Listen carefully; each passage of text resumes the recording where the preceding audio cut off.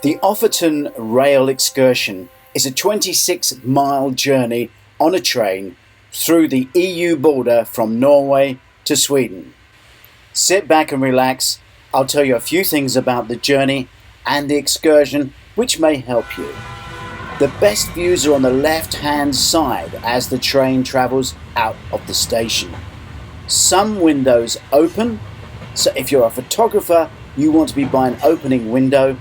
Bear in mind, photographers will open the windows. But the coach is heated, you won't get cold. Somewhere in this valley, a German warship was sunk. We didn't see it, but I guess it was under the water.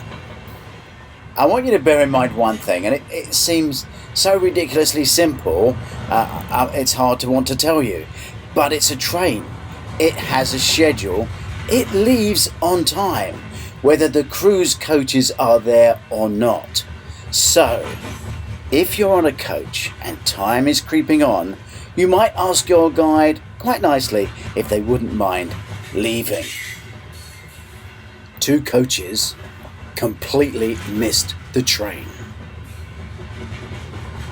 Just to say, the coach with a cruise Doris Visits escort on actually got there on time, because we've done it before.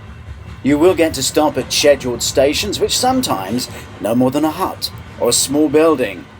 And also you'll stop for passing iron ore trains.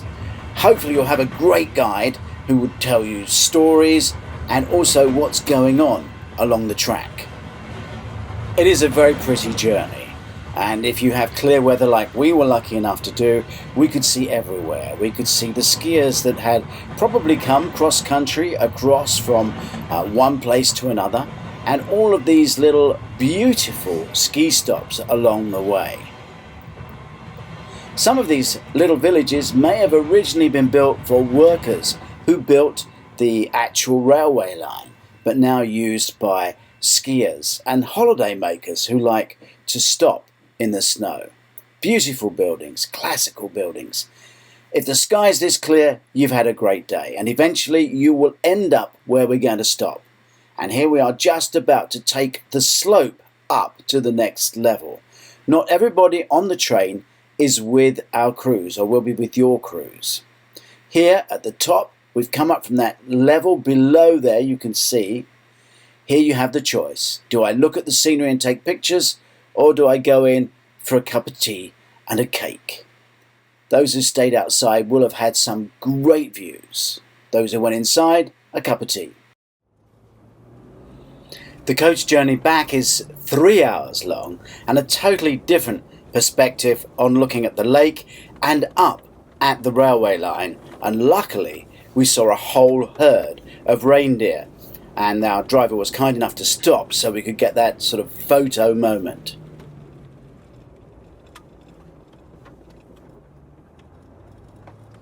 Not that we could shout to him from the coach. Do remember, if you meet a Sami, it is rude to ask him how many reindeer he has.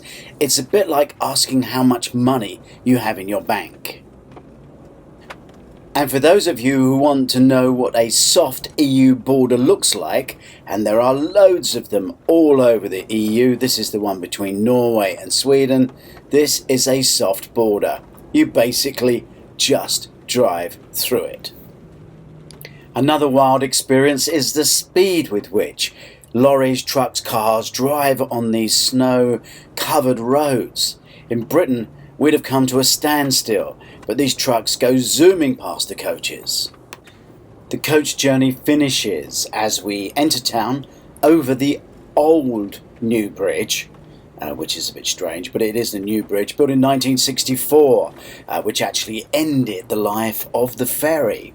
And you have great views of the new suspension bridge, built much later than that.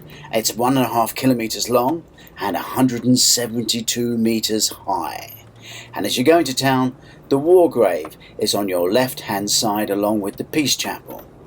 And you'll have the chance of either getting off at the shuttle bus stop or taking a trip round town. If you're interested in trains, don't forget, if you ever stop at Hamburg, the most incredible wonderland is the Miniature Wonderland, and it has an incredible coverage of Norway, not only the railways but Norway itself, and it even has a cruise ship in. Please subscribe to our Cruise Doris Visits YouTube channel and share. Tell all your friends. Thank you.